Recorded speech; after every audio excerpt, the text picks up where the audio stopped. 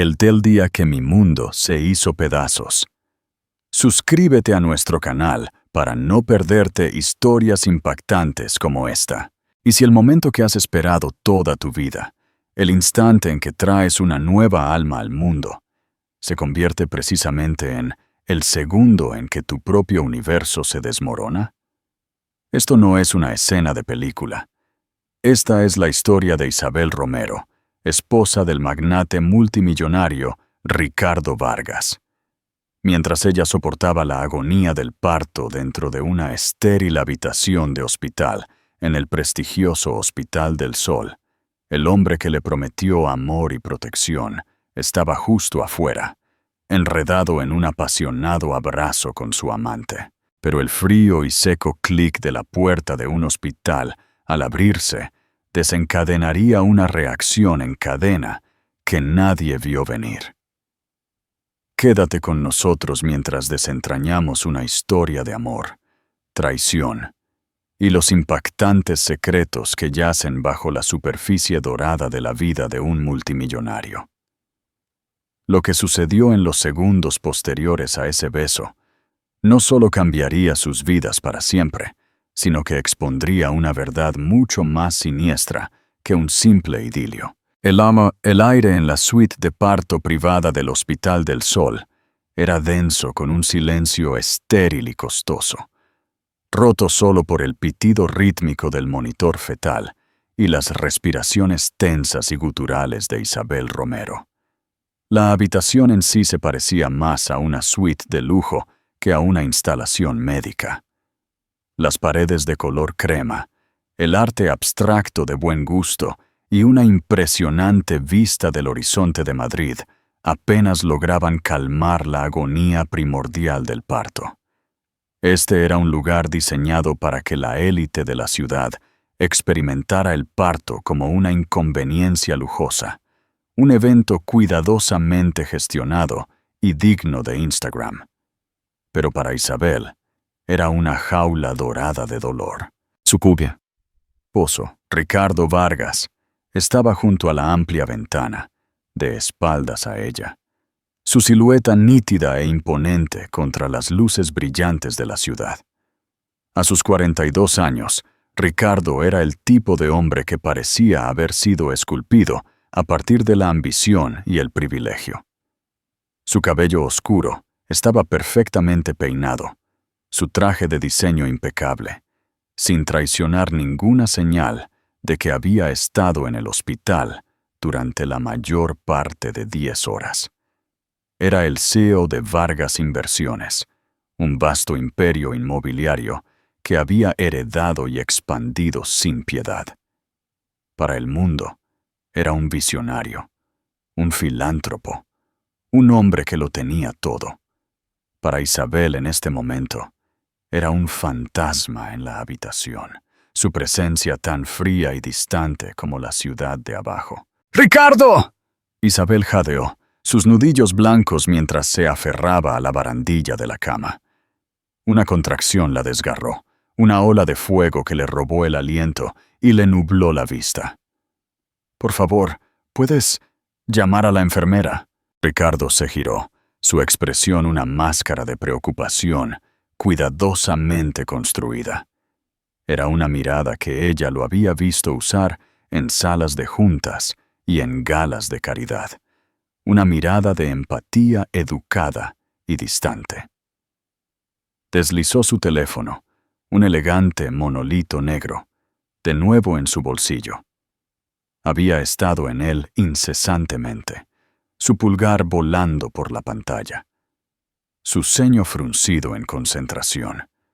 Afirmaba que era una crisis con una nueva adquisición en Dubái, una mentira plausible, casi reconfortante. Siempre era negocio.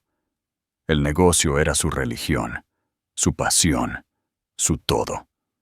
Ella había aceptado hace mucho tiempo su lugar en la jerarquía de sus afectos, en algún lugar por debajo de los bienes raíces y por encima de su colección de relojes antiguos. «Por supuesto, cariño», dijo, su voz suave como mármol pulido. Se movió hacia la puerta, sus movimientos fluidos y sin prisas. «Conseguiré a la propia doctora Vega. Nada más que lo mejor para ti». Le lanzó un beso, un gesto vacío que revoloteó y murió en el espacio entre ellos. Isabel lo vio irse, una nueva ola de lágrimas mezclándose con el sudor en sus sienes. No era solo el dolor de las contracciones lo que la destrozaba. Era la escalofriante soledad, la profunda sensación de estar total y completamente sola en el momento más concurrido de su vida. Habían querido este bebé. O más bien, ella había querido este bebé. Ricardo había accedido a ello de la misma manera que accedía a una nueva casa de verano en la Costa del Sol o un Porsche de diferente color. Era una adquisición que correspondía a un hombre de su estatura, un legado, un heredero de la dinastía Vargas. Ella había conocido a Ricardo hace 5 años en una recaudación de fondos para el Museo del Prado. Ella era una curadora en una pequeña pero respetada galería en el barrio de Salamanca, apasionada y con los ojos brillantes. Él la había conquistado con un torbellino de jets privados, cenas en restaurantes con estrellas Michelin y viajes improvisados a París. Era encantador, poderoso y absolutamente embriagador. Le había pintado un futuro deslumbrante y seguro, una vida sacada de las páginas de un cuento de hadas. Ella se había enamorado no solo del hombre, sino del sueño que representaba. El sueño que había llegado a comprender tenía una letra muy pequeña. El nombre Vargas venía con una legión de expectativas y un código de conducta no escrito. Las apariencias lo eran todo. Las emociones eran un pasivo. Su propia carrera había sido suave, pero firmemente archivada. Una esposa Vargas tiene un trabajo a tiempo completo, Isabel, le había explicado Ricardo, gestionando nuestras obligaciones sociales. Su vida se convirtió en una serie de eventos curados, sus amigos reemplazados por las esposas de los socios comerciales de Ricardo, sus opiniones moldeadas para reflejar las suyas. Había cambiado su propia identidad por una vida de lujo inimaginable y un vacío asfixiante. Se suponía que el bebé cambiaría eso. Un bebé sería suyo, un pedazo de su propia alma, en el mundo estéril de los Vargas. Un bebé forjaría un vínculo entre ellos que ningún acuerdo comercial u obligación social podría romper. O eso había esperado. La puerta se abrió y una enfermera con un rostro amable y cansado entró. «¿Cómo estamos, señora Romero?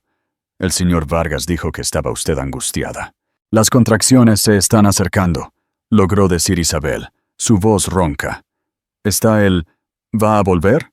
La enfermera, una profesional experimentada llamada María, ajustó los monitores. Dijo que necesitaba hacer una llamada urgente, algo sobre una transferencia bancaria internacional. Parecía muy preocupado. «No se preocupe, querida. La vamos a cuidar muy bien. Usted y el bebé son lo único que importa ahora mismo». Las palabras pretendían ser reconfortantes, pero cayeron como piedras en el estómago de Isabel. Parecía muy preocupado. Era la historia de su matrimonio. Ricardo siempre estaba preocupado, con su teléfono, con sus correos electrónicos, con su legado. Y mientras la siguiente contracción la asaltaba, un pensamiento más oscuro e insidioso se arrastró en su mente. Un pensamiento que había estado reprimiendo durante meses. ¿Y si su preocupación no era el negocio en absoluto? ¿Qué crees que Isabel estaba empezando a sospechar? Déjanos tu opinión en los comentarios. Ricardo Vargas se abrió paso por el silencioso y antiséptico pasillo de la sala de maternidad. Las suaves suelas de sus zapatos de cuero italiano, hechos a mano, sin hacer ruido en el linóleo pulido. La máscara del esposo preocupado se había disuelto en el momento en que la puerta de la suite de Isabel se había cerrado detrás de él. Su rostro era ahora un lienzo de emoción cruda y descontrolada, no de preocupación por su esposa, sino de una urgencia desesperada, casi salvaje. Pasó por alto el puesto de enfermeras, ignorando los asentimientos y las sonrisas deferentes que su presencia siempre provocaba. No buscaba a la doctora Vega. Su destino era una pequeña y apartada sala de espera al final del pasillo, un espacio rara vez utilizado, escondido cerca de un ascensor de servicio. Y allí estaba ella. Flor Rossi estaba sentada en el borde de un sillón rígido e incómodo, su largo cabello azabache un marcado contraste con el verde pálido de las paredes del hospital. Era más joven que Isabel, a finales de sus 20, con la belleza ardiente e impenitente de una Venus de Botticelli. Sus ojos, de un profundo marrón líquido, estaban muy abiertos, con una mezcla de ansiedad y algo más, una pasión posesiva y desafiante. Vestía un sencillo pero elegante vestido negro, una declaración contundente en el mundo de tonos pastel de la maternidad. Levantó la vista cuando él se acercó a ella. Sus labios rojos pintados se abrieron en una silenciosa palabra de alivio. ¡Ricardo!, exhaló ella, levantándose y corriendo a sus brazos. Él la envolvió en un abrazo, hundiendo su rostro en su cabello, inhalando el aroma de su perfume, una fragancia embriagadora y exótica que era la antítesis del aroma limpio y sutil que usaba Isabel. Era el aroma de las tardes robadas en hoteles boutique, de las cenas clandestinas en restaurantes con poca luz, de una vida vivida a la sombra de su matrimonio. Tedward me estaba volviendo loca esperando, susurró Flor contra su pecho. Su voz temblaba ligeramente. «¿Ella está bien?» «Los doctores están con ella. Todavía falta un rato», dijo Ricardo, su voz ronca con una emoción que nunca le mostraba a Isabel. Apartó las manos, enmarcando su rostro, sus pulgares acariciando sus pómulos. «¿Estás bien? No deberías haber venido». «Tenía que hacerlo», insistió ella, su mirada intensa buscando la suya. «No podía simplemente sentarme en mi apartamento imaginando todo. Tenía que estar cerca de ti. Hoy de todos los días, el día en que nacía su hijo». La ironía era tan densa que era casi asfixiante. Era un hombre dividido entre dos mundos, dos mujeres, dos futuros. Isabel, la esposa perfecta de la sociedad, la madre de su heredero, la piedra angular de su imagen pública. Y Flor, su fuego, su obsesión, la única persona que veía más allá del multimillonario y veía al hombre con todos sus defectos y su oscuridad. Su aventura había comenzado hace un año. Ella era una consultora de arte, contratada para adquirir piezas para su nueva sede corporativa. Su conexión fue inmediata, una descarga eléctrica de reconocimiento mutuo. Con Flor no había pretensiones. A ella no le importaba el nombre Vargas o las páginas de Sociedad. Ella lo desafiaba, discutía con él y lo amaba con una ferocidad que lo emocionaba y lo aterrorizaba. Era todo lo que Isabel no era: impredecible, apasionada y peligrosamente real. «Es un manicomio ahí dentro», murmuró Ricardo, pasándose una mano por el cabello. Los pitidos, las enfermeras, su respiración.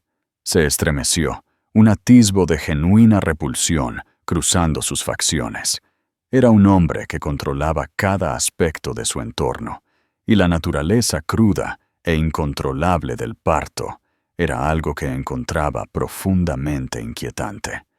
Era desordenado, era ruidoso, era biológico.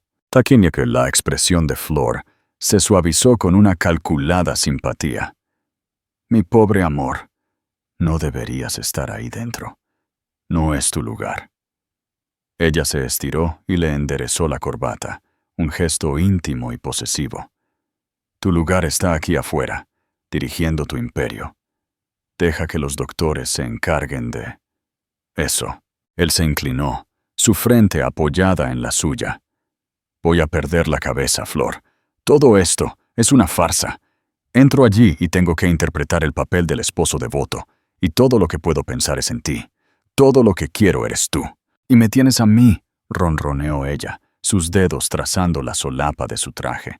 Pero ¿qué pasa después, cuando el bebé esté aquí? ¿Qué nos pasa a nosotros, Ricardo? Era la pregunta que flotaba entre ellos, una amenaza constante e inexpresada.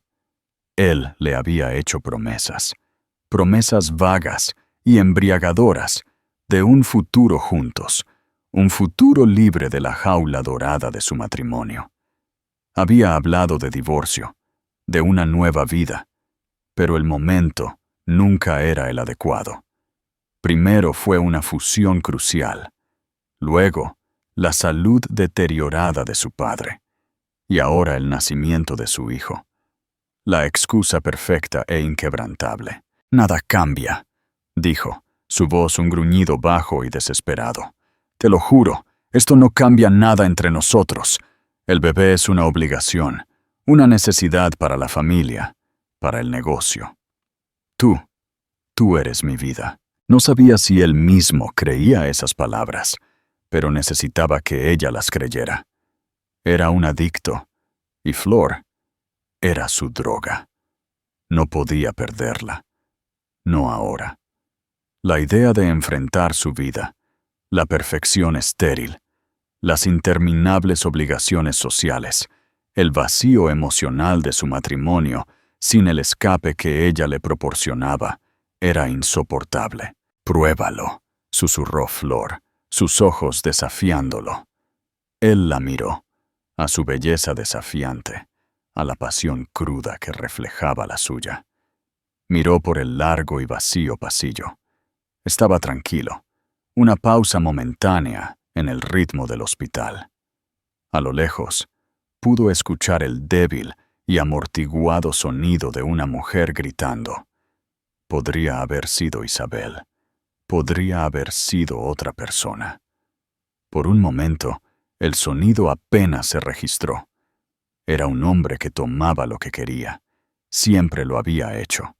En los negocios, en la vida, y en este momento, en este pasillo estéril, quería a Flor. Bajó la cabeza. Sus labios encontraron los de ella. No fue un beso suave. Fue hambriento, desesperado. Una afirmación frenética de su amor robado, en el mismo lugar donde se suponía que su vida legítima sería consagrada.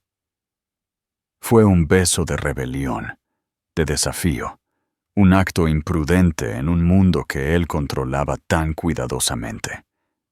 La apretó contra la pared, sus manos enredadas en su cabello, el aroma de su perfume abrumando el olor antiséptico del hospital.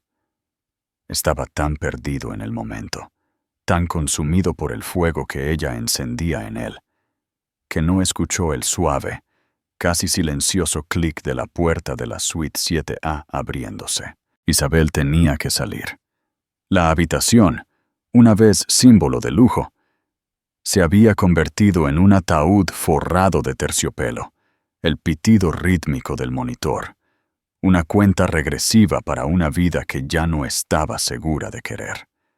El dolor era ahora una entidad viviente, una bestia con garras y dientes, pero era la agonía emocional lo que se había vuelto insoportable. La ausencia de Ricardo se extendió en una eternidad.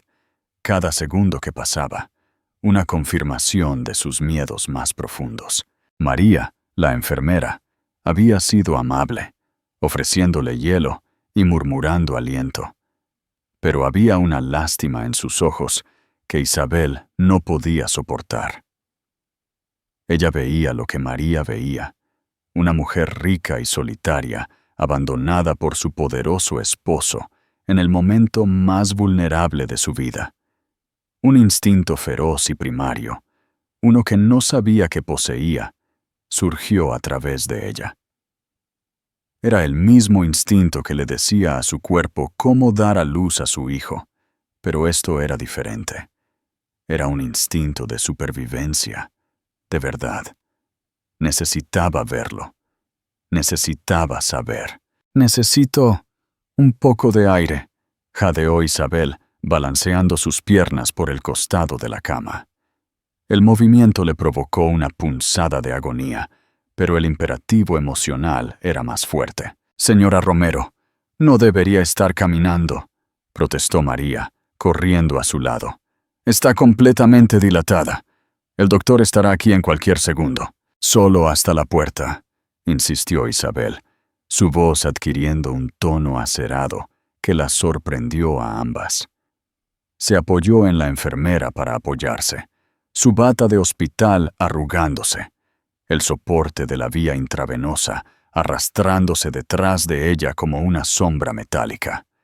Cada paso era un esfuerzo monumental, un viaje a través de un vasto paisaje lleno de dolor. Llegó a la puerta. Su mano temblaba mientras la apoyaba en el frío picaporte de metal. Podía escuchar voces en el pasillo, bajas e indistintas. La voz de un hombre, profunda y familiar. La de una mujer, suave y melódica. Su corazón golpeaba contra sus costillas, un contrapunto frenético al pitido constante del monitor fetal que había dejado atrás. Abrió la puerta. Solo una rendija al principio, su ojo asomándose por la estrecha abertura. Y entonces los vio. El mundo pareció inclinarse sobre su eje. Los sonidos del hospital, el zumbido distante de la maquinaria, el anuncio por megafonía de un médico desvaneciéndose en un rugido ensordecedor en sus oídos. Ricardo. Su Ricardo. Estaba de espaldas a ella, pero no había forma de confundir la confección a medida de su traje, la postura segura de sus hombros. Y no estaba solo. Tenía a una mujer pegada a la pared, una mujer hermosa con una cascada de cabello oscuro. Sus manos estaban enredadas en ese cabello, su cuerpo pegado al de ella. Y la estaba besando. No un piquito en la mejilla, no un saludo amistoso. Era un beso de pasión cruda e incontenible, un beso de posesión, de desesperación, de un amor que era claramente absorbente. El aliento de Isabel se atascó, un sonido ahogado y herido. La escena se grabó en sus retinas, una imagen de alta definición de traición. Cada mentira, cada noche tarde en la oficina, cada viaje de negocios urgente, cada momento de distancia emocional, de repente se unió en esta imagen abrasadora. La crisis en Dubái no era una hoja de cálculo. Era cabello azabache y labios rojos. Por un momento congelado, no pudo moverse. No pudo respirar. El dolor de sus contracciones no era nada. Un eco distante comparado con el cataclismo que destrozaba su corazón, su matrimonio, su vida. Las paredes de cristal de su jaula dorada acababan de explotar, y los fragmentos se incrustaban en su alma. Un grito gutural escapó de sus labios, un sonido de una agonía tan profunda que apenas era humano. Ricardo se congeló, levantando la cabeza de golpe. Sus ojos, salvajes y desenfocados por un segundo, se encontraron con los suyos a través de la rendija de la puerta. El color se le escurrió del rostro, la máscara del multimillonario, el amante, el esposo. Todo se desintegró, dejando atrás la cruda y fea verdad de un hombre atrapado en su propia red de engaños. Flor se echó hacia atrás. Sus ojos se abrieron alarmados, un atisbo de triunfo rápidamente enmascarado por la confusión. El tiempo pareció ralentizarse, cada segundo estirándose en una eternidad. La boca de Ricardo se abrió. pero no salieron palabras. Miró de su amante a su esposa en una bata de hospital, su cuerpo destrozado por el dolor de traer a su hijo al mundo, mientras él la traicionaba en el pasillo. El cuadro era tan grotesco, tan condenatorio. Estaba más allá de cualquier defensa. Isabel tropezó de nuevo en la habitación. Su mano voló a su boca para ahogar un sollozo. El movimiento fue torpe, y su brazo golpeó el poste del suero. Se tambaleó por un momento, luego se estrelló contra el suelo con un estruendo ensordecedor de metal y plástico. El ruido rompió el hechizo. María, la enfermera que había estado observando en silencio, horrorizado, se apresuró. ¡Señora Romero! Otras 2 enfermeras en el puesto cercano levantaron la vista, sus ojos muy abiertos. Un camillero que pasaba se detuvo en seco. El mundo privado y silencioso del ala VIP había sido violado.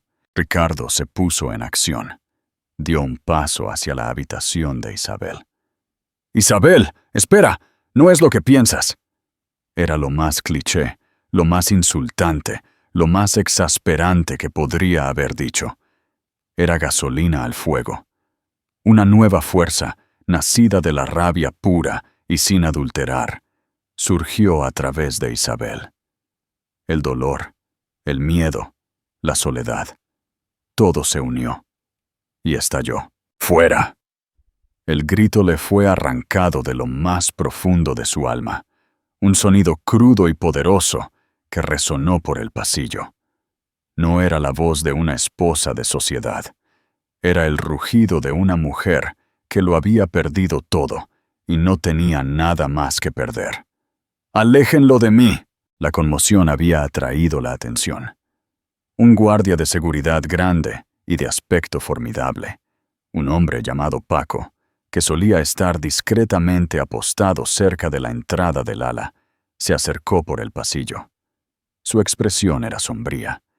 Había visto su parte de dramas entre la élite de la ciudad. Pero esto era un nuevo nivel. «¿Hay algún problema aquí?», preguntó Paco, su voz tranquila pero autoritaria. «Sí», dijo María, la enfermera, su profesionalismo tomando el control. Señaló con un dedo tembloroso a Ricardo. «Este hombre está causando angustia a mi paciente. Ella quiere que lo saquen. Ahora». El rostro de Ricardo se contrajo con una mezcla de furia y humillación. «¡Esta es mi esposa! ¡No me voy a ninguna parte!». Intentó empujar a la enfermera para llegar a la puerta de Isabel. «Señor, tiene que retroceder», dijo Paco, colocando una mano firme en el pecho de Ricardo.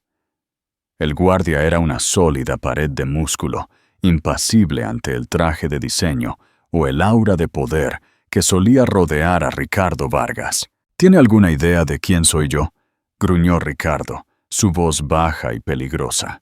Era una frase que había abierto puertas, silenciado a los críticos y doblegado el mundo a su voluntad durante toda su vida.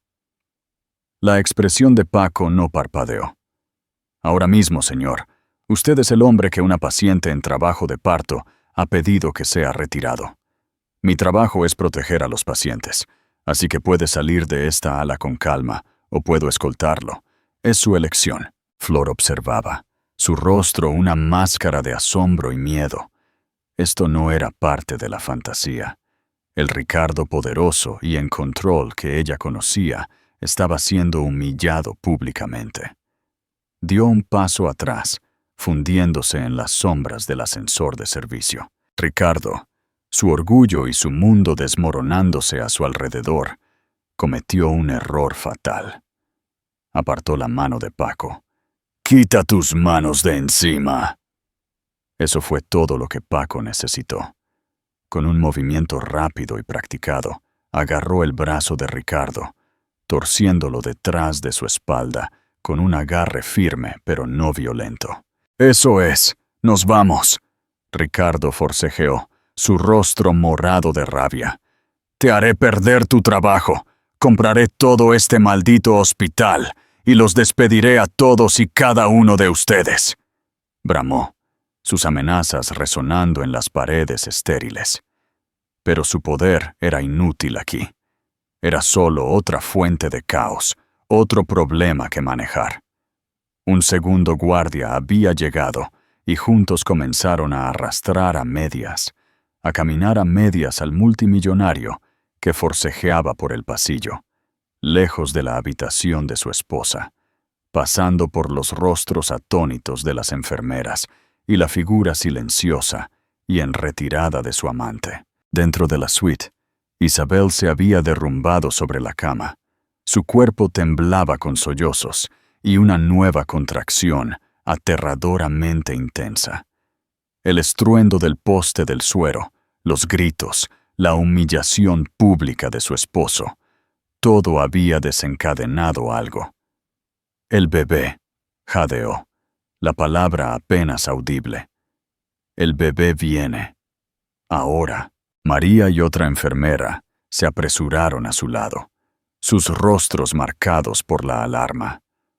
Por la puerta abierta, lo último que Isabel vio fue la parte posterior de la cabeza de su esposo, mientras era arrastrado a la fuerza por la esquina. Sus gritos de indignación y furia se desvanecían en la distancia. El hombre que se suponía que era su roca, su compañero, su co-creador en la vida, estaba siendo arrastrado como un criminal común, y en su lugar una nueva vida se abría paso en un mundo ya destrozado por la traición.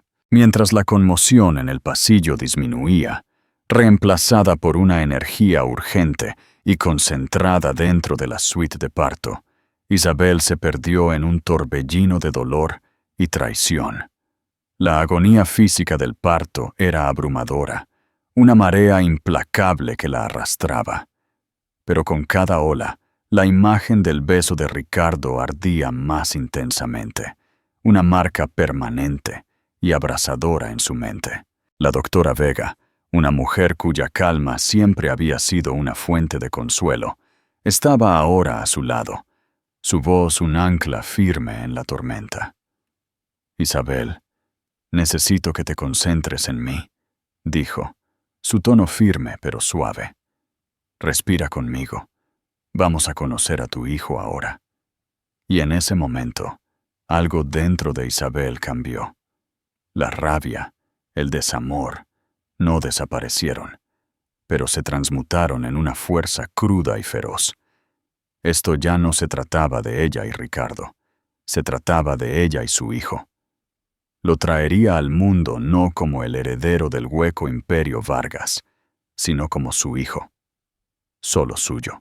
Con un último esfuerzo monumental, un grito que era a partes iguales, agonía y triunfo, Isabel empujó a su hijo al mundo.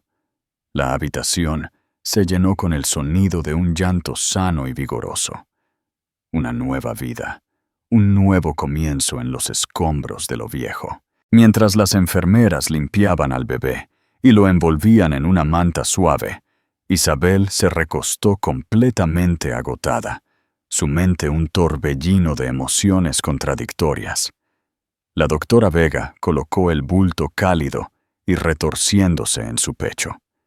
Isabel miró el rostro diminuto y perfecto de su hijo, sus ojos fuertemente cerrados, su pequeña boca abierta en un «oh» silencioso, una ola de amor tan puro y tan poderoso que le robó el aliento. La invadió. Era un amor feroz, protector y absoluto. Era un amor que Ricardo nunca había sabido dar. Fue en ese momento de amor trascendente cuando cayó el siguiente golpe. Un golpe tan inesperado y tan devastador que hizo que la infidelidad de Ricardo pareciera un simple corte de papel. La puerta de la suite se abrió, no con un suave deslizamiento, sino con un empujón pesado y deliberado. Isabel levantó la vista, esperando ver a una enfermera, quizás incluso a un Ricardo arrepentido y castigado, que de alguna manera había logrado volver a entrar. Pero no era ninguno de los dos. De pie en el umbral estaba un hombre que apenas reconocía. Era alto, con cabello plateado y una expresión cansada y sombría. Vestía un traje oscuro y conservador que gritaba abogado. Lo había visto 1 o 2 veces en las galas de Vargas Inversiones, siempre rondando en la sombra de Ricardo. Su nombre era Arturo Velasco, el abogado personal de Ricardo, el hombre que manejaba las cosas que no podían resolverse con una simple transferencia bancaria. Y no estaba solo. Flanqueándolo había 2 oficiales uniformados de la Policía Nacional. La sangre de Isabel se heló. «¿Qué es esto?», susurró instintivamente, acercando a su hijo. Arturo Velasco entró en la habitación, sus ojos evitando los de Isabel, enfocándose en un punto en la pared lejana. Su comportamiento era sombrío, fúnebre. «Isabel», comenzó, su voz baja y pesada. «Lamento profundamente tener que hacer esto en este momento. No hay una manera fácil de decir esto». Hizo una pausa, respirando profundamente. «Ricardo ha sido puesto bajo custodia federal». Isabel lo miró fijamente, su mente incapaz de procesar las palabras. «¿Custodia federal? ¿De qué estás hablando? La seguridad acaba de arrastrarlo. ¿Es esto algún tipo de ridículo juego de poder? ¿Está demandando al hospital?» La idea era tan absurda, tan quinta esencia de Ricardo, que era lo único que tenía sentido. Arturo negó lentamente con la cabeza. «No, Isabel, esto no tiene nada que ver con el hospital. El FBI ha estado construyendo un caso contra él durante los últimos 18 meses. Fue arrestado abajo, en el vestíbulo». La habitación comenzó a dar vueltas. ¿El FBI? ¿Un caso? ¿18 meses? Era toda una vida durante la cual ella había estado planeando una guardería, asistiendo a clases de parto, creyendo que su esposo estaba en Dubái, cerrando un trato inmobiliario. «¿Arrestado por qué?», preguntó, su voz un hilo frágil. La mirada de Arturo finalmente se encontró con la suya, y en sus ojos vio no solo lástima, sino una profunda tristeza cansada del mundo. «Extorsión, fraude electrónico y lavado de dinero. Vargas Inversiones». No es lo que parece, Isabel. Una parte significativa de su capital es ilegítima. La adquisición de Dubái, en la que estaba tan concentrado, era una fachada para lavar más de 200 millones de euros de un oligarca ruso que actualmente está bajo sanción. El aire salió de los pulmones de Isabel de golpe, como si la hubieran golpeado físicamente. La suite estéril y cara de repente se sintió como la escena del crimen más elaborada que jamás había presenciado. Su hogar, su vida, la base misma sobre la que había estado construyendo una familia, era una mentira. Una empresa criminal disfrazada de imperio inmobiliario. «La mujer en el pasillo», dijo Isabel, las piezas encajando con una claridad horrible. «¿Quién era ella?». La expresión de Arturo se tensó. Esta era la parte que claramente había estado temiendo. «Su nombre es Flor Rossi. Se presentó como consultora de arte. En realidad, es la hija de Alexei Petrov, el oligarca en cuestión. El FBI cree que actuaba como el principal enlace entre Ricardo y su padre. Su aventura era un negocio, Isabel. Un negocio muy, muy peligroso». Una risa fría y amarga escapó de los labios de Isabel. Era un sonido de puro y absoluto asombro. ¿Una aventura? Lo había arriesgado todo. No por amor, no por pasión, sino por dinero. La traición definitiva. No solo la había engañado con otra mujer, la había engañado con su propia codicia. La había convertido en un peón en un juego peligroso que ni siquiera sabía que estaba jugando. Los momentos íntimos que había robado no eran por amor, sino por influencia. Las promesas susurradas, no eran de un futuro juntos, sino de una conspiración criminal. No solo arriesgó nuestro matrimonio, susurró Isabel, mirando al niño inocente en sus brazos. Arriesgó todo. Arriesgó a nuestro hijo. El gobierno federal se está moviendo para congelar todos sus activos, Isabel. Personales y corporativos, continuó Arturo, su voz cargada de implicaciones. Eso incluye sus cuentas bancarias conjuntas, las tarjetas de crédito, las propiedades, todo. El hermoso apartamento con vistas al Parque del Retiro, la casa en la Costa del Sol, el jet privado, el arte curado en las paredes. Todo era humo.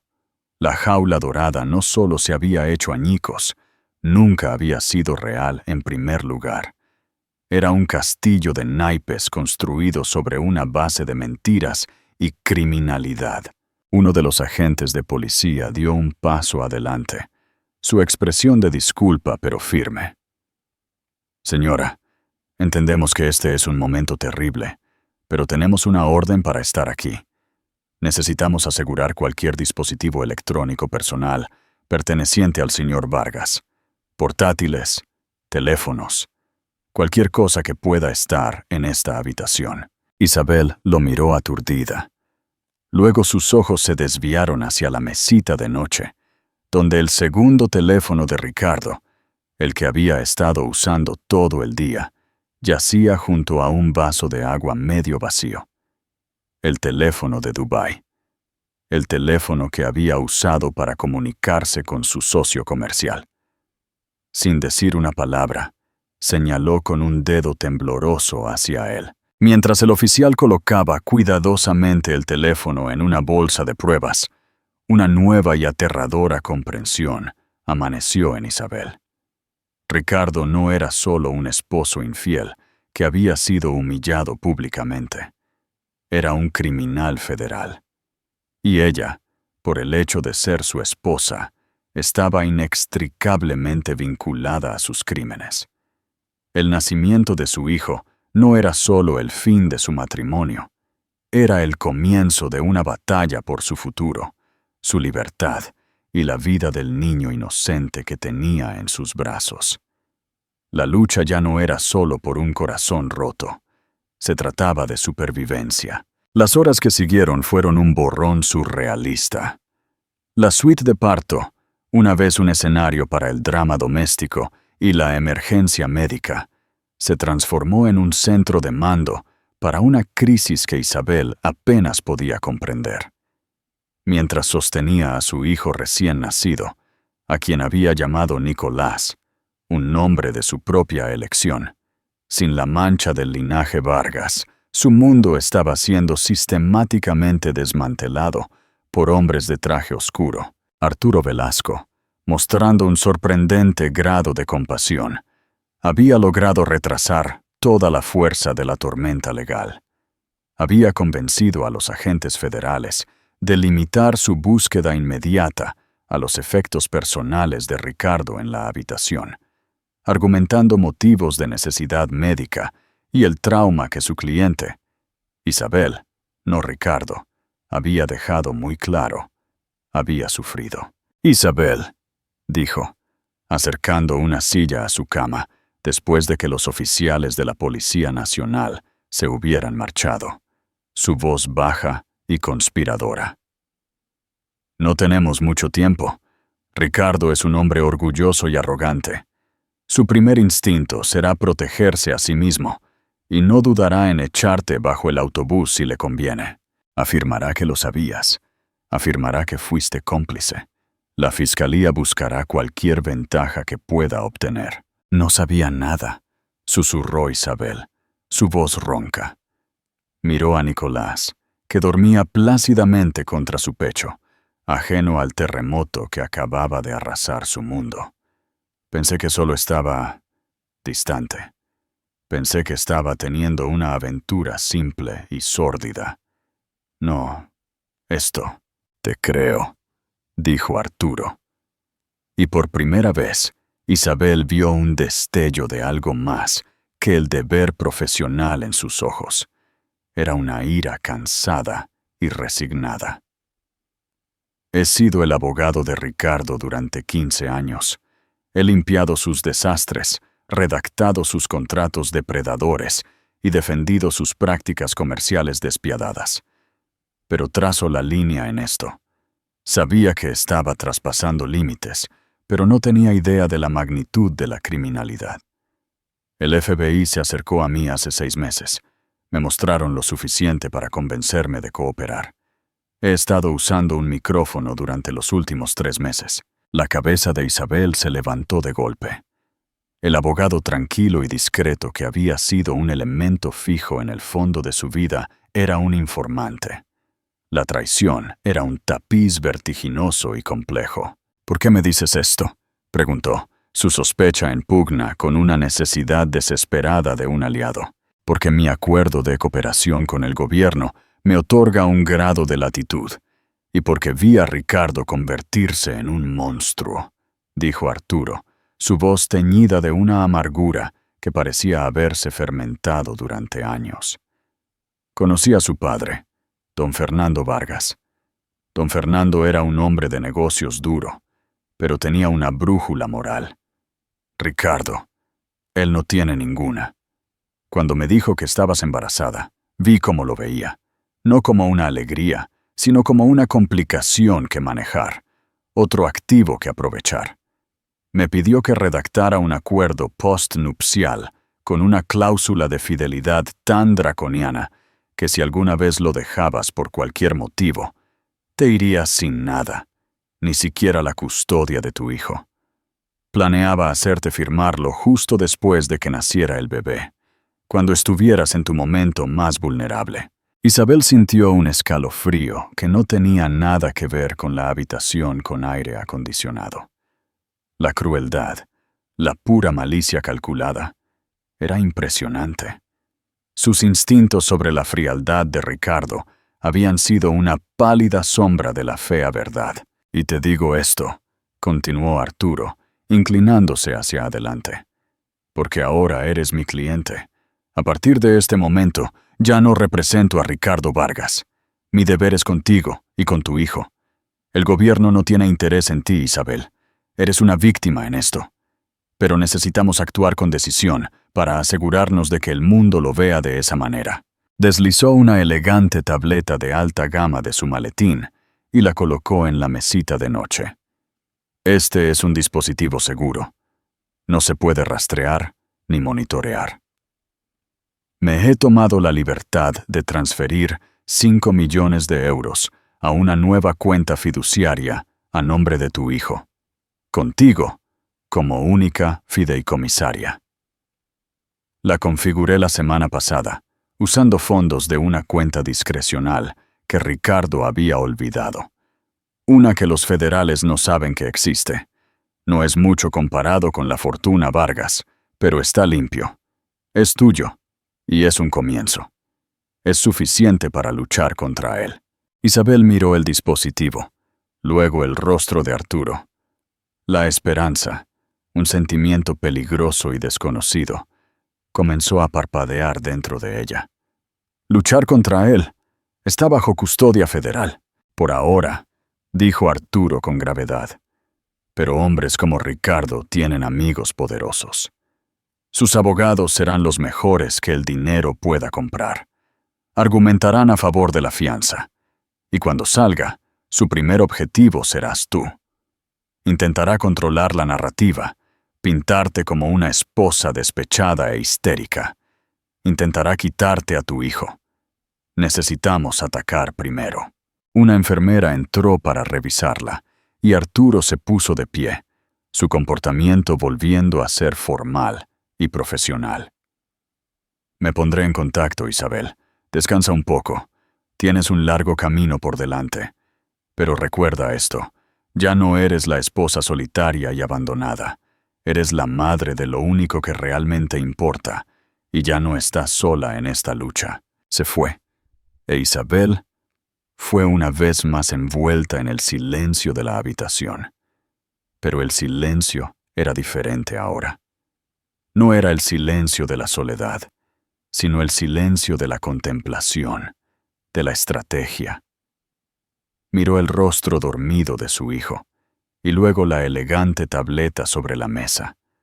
La jaula dorada había sido una mentira, pero el amor por su hijo era real. El poder que había creído haber perdido no estaba en el nombre de Ricardo o en su fortuna. Estaba en ella. Más tarde esa noche, mientras las luces de la ciudad comenzaban a parpadear fuera de su ventana, las mismas luces que una vez le habían parecido tan frías y distantes, Isabel tomó su teléfono personal por primera vez. Se desplazó por sus contactos, pasando los nombres de las esposas de la sociedad y los aduladores. Se detuvo en un nombre al que no había llamado en años: su hermana Clara, una tenaz periodista de investigación que vivía en Barcelona. Cuando Clara contestó, su voz era cálida y preocupada. «Isa, me enteré de lo que pasó en el hospital. Está en todos los sitios de cotilleo. ¿Estás bien?» «Estoy mejor que bien, Clara», dijo Isabel, su voz clara y firme, desprovista de las lágrimas que su hermana probablemente esperaba. «Tengo un hijo, y tengo una historia para ti. Una de verdad, de las que derriban imperios». En ese momento, sosteniendo a su hijo recién nacido en un brazo y el teléfono en el otro, Isabel Romero dejó de ser una víctima. Había sido traicionada, le habían mentido y su mundo había sido destruido. Pero de las cenizas, una guerrera estaba emergiendo y estaba lista para la guerra. La batalla por el legado Vargas estaba a punto de comenzar. Y no se libraría solo en una sala de juntas o en un tribunal, sino en las primeras planas de todos los periódicos del país. ¿Qué te pareció este giro inesperado? ¿Crees que Isabel está tomando la decisión correcta al luchar? O comparte tus pensamientos en la sección de comentarios. Las primeras 24 horas de la vida de Nicolás Vargas fueron las más caóticas de su madre. Mientras Isabel se concentraba en la tranquila intimidad de alimentar y abrazar a su hijo, el mundo fuera de su habitación de hospital estaba estallando. Arturo Velasco, fiel a su palabra, se había convertido en un escudo formidable y una espada devastadoramente efectiva. Su primera jugada fue presentar una petición de emergencia para la custodia legal y física exclusiva de Nicolás, citando el arresto de Ricardo, la investigación federal en curso y la clara evidencia de depravación moral presenciada por el personal del hospital. Adjuntó una declaración jurada de María, la enfermera, detallando la negligencia de Ricardo y la traumática escena en el pasillo. También solicitó una orden de restricción temporal inmediata contra Ricardo, impidiéndole acercarse a menos de 100 metros de Isabel o de su hijo. Un juez de familia comprensivo, al leer los detalles escabrosos, la firmó sin dudarlo. Su segunda jugada fue aún más audaz. Se puso en contacto con la fiscalía y posicionó formalmente a Isabel como testigo cooperante. Pintó un cuadro de una mujer deliberada y maliciosamente aislada de los asuntos comerciales de su esposo, una víctima de abuso psicológico y manipulación.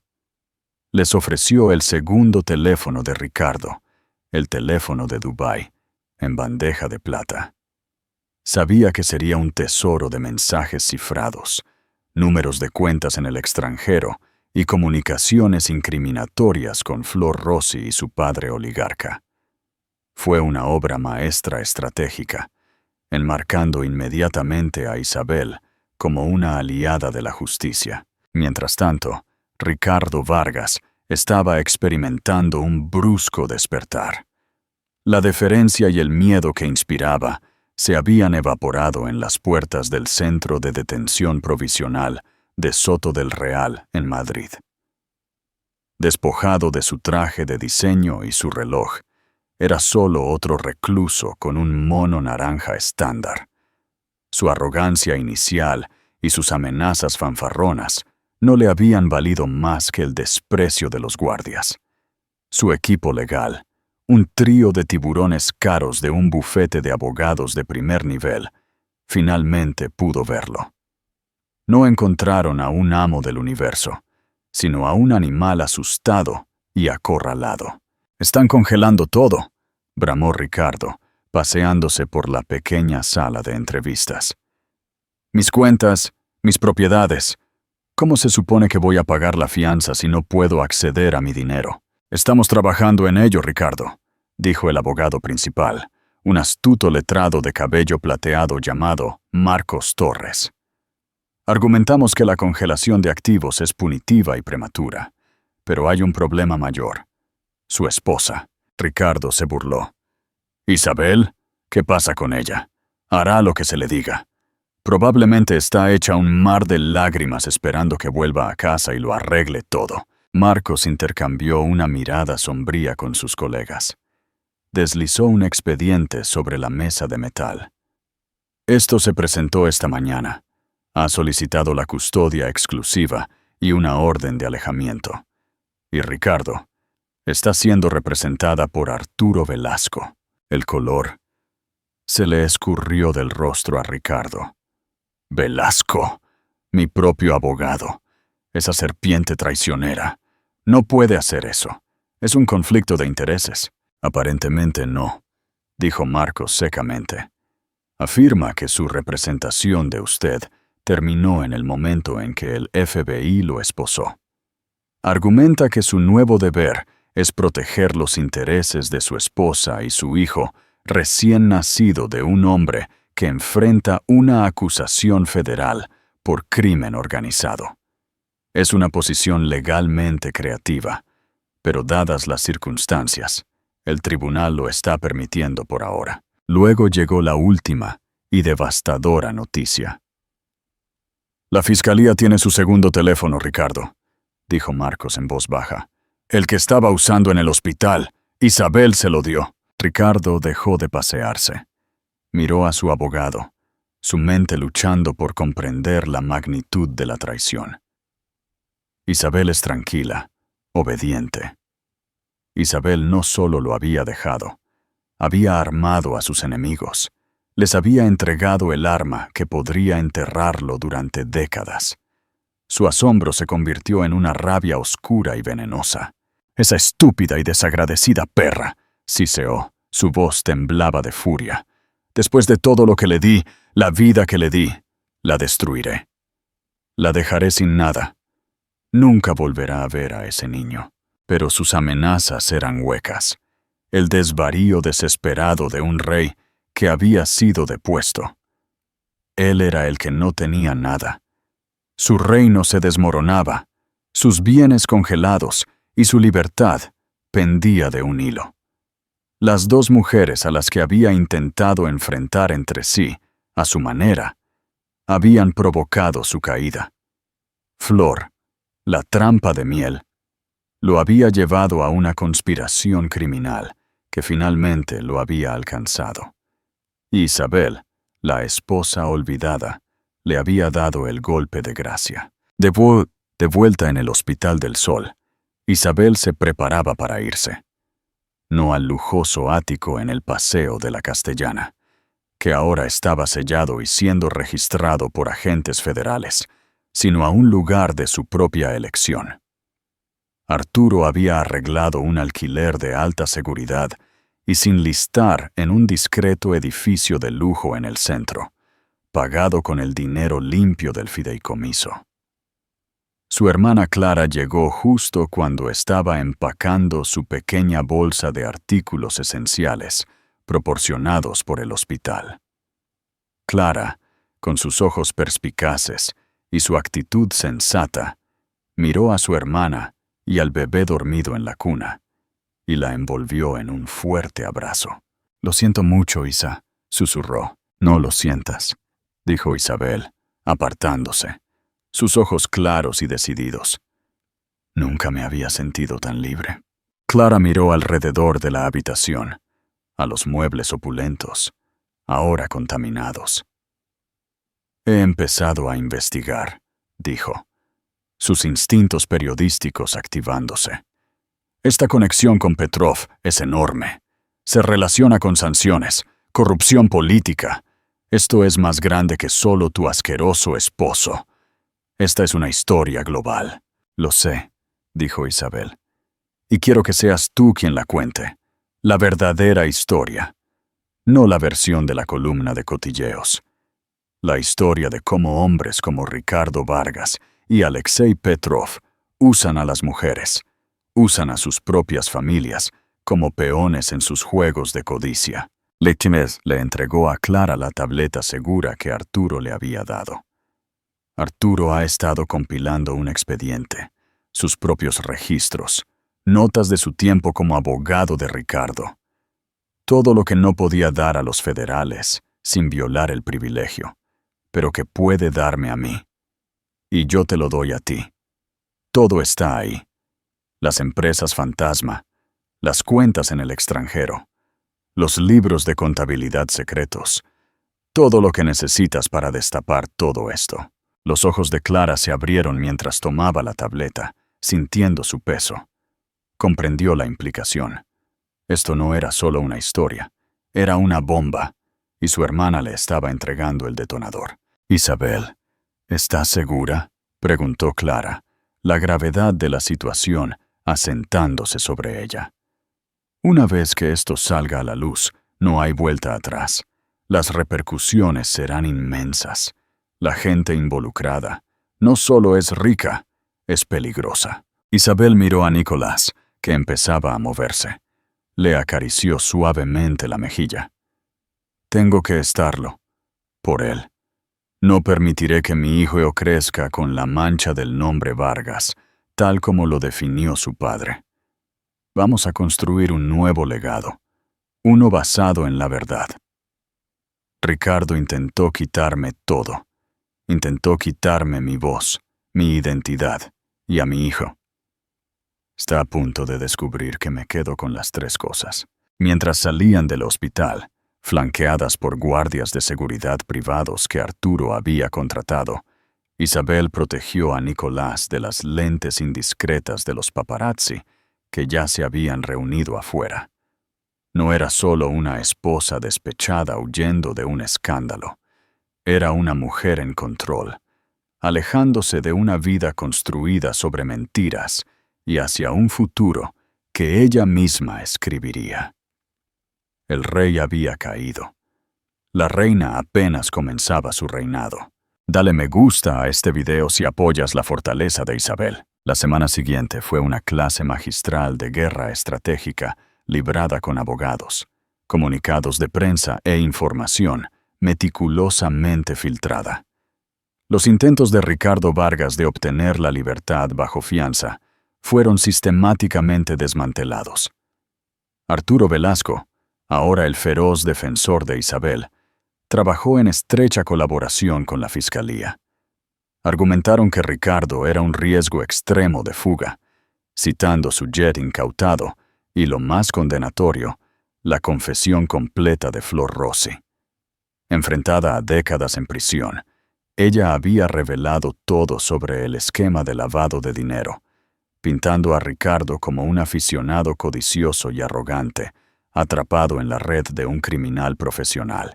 Desde su celda en el centro de detención provisional, la única arma de Ricardo era su furia. A través de sus caros abogados, lanzó una viciosa campaña de desprestigio. Alimentó a los tabloides historias de una esposa fría y cazafortunas, de histeria posparto, incluso cuestionando cruelmente la paternidad de su hijo. Era la clásica defensa de un narcisista: negar, atacar y revertir víctima y agresor. Había juzgado fundamentalmente mal a la mujer con la que se casó. La tranquila y complaciente Isabel se había ido. Desde un apartamento seguro en el centro, apodado El Búnker, Isabel y su hermana Clara orquestaron una brillante contraofensiva. La exposición de primera plana de Clara, la casa de Vargas, un legado de mentiras, cayó como una bomba. Usando el expediente de Arturo, expuso la podredumbre bajo el imperio, detallando las empresas fantasma y las cuentas en el extranjero. La historia enmarcaba a Isabel no como una esposa despechada, sino como la principal denunciante, una mujer de integridad. La contribución de Isabel fue la obra maestra. Aceptó una única entrevista en cámara. Serena y radiante, de una fuerza tranquila, desmanteló con calma los ataques de Ricardo. Cuando se le preguntó si era una cazafortunas, respondió fríamente: «Los activos del señor Vargas están congelados y él enfrenta décadas en prisión. Si fuera una cazafortunas, parece que he tomado una decisión de carrera catastrófica. Simplemente soy una madre que protegerá a su hijo del legado tóxico de los crímenes de su padre».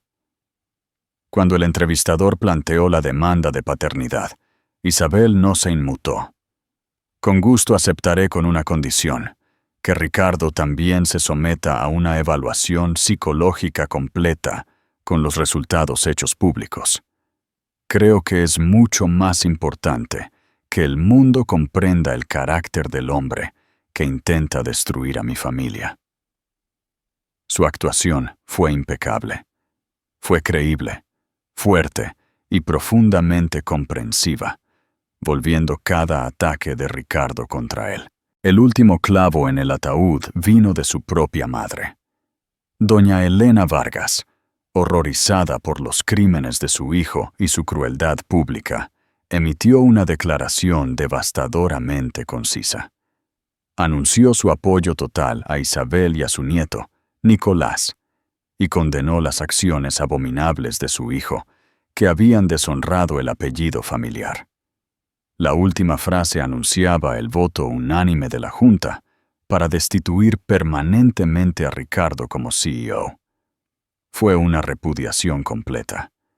No solo había perdido a su esposa, su libertad y su compañía, había perdido a su madre y su nombre. Al leer la declaración en la tableta de su abogado, el antes invencible Ricardo Vargas finalmente se quebró. La rabia se disolvió, reemplazada por los sollozos silenciosos y desgarradores de un hombre que había destruido por sí mismo su propio mundo. El imperio estaba muerto. La dinastía renacería, pero no a su imagen. El futuro pertenecía a Isabel y a su hijo. Y así, la historia de Ricardo e Isabel Vargas sirve como un recordatorio crudo y poderoso de que las fortunas más brillantes pueden proyectar las sombras más oscuras. Ricardo, el titán de la industria, el hombre que creía que su riqueza lo hacía invencible, aprendió por las malas que algunas cosas no se pueden comprar: la integridad, la lealtad y el amor feroz e inquebrantable de una madre por su hijo. Fue condenado por múltiples cargos, su nombre para siempre sinónimo no de éxito, sino de escándalo y desgracia. Su imperio, construido sobre una base de mentiras, fue desmantelado y se quedó sin nada más que los ecos de su propia arrogancia en una celda de prisión federal. Pero esta no es solo una historia sobre la caída de un hombre, es una historia sobre el ascenso de una mujer. Isabel Vargas, quien comenzó nuestra historia como una víctima, una figura solitaria en una jaula dorada, emergió de los escombros no rota, sino forjada en el fuego. Reclamó su voz, su poder y su identidad. Demostró que la verdadera fuerza no se mide en cuentas bancarias o títulos corporativos, sino en el coraje de defender la verdad, incluso cuando te cuesta todo lo que creías que querías.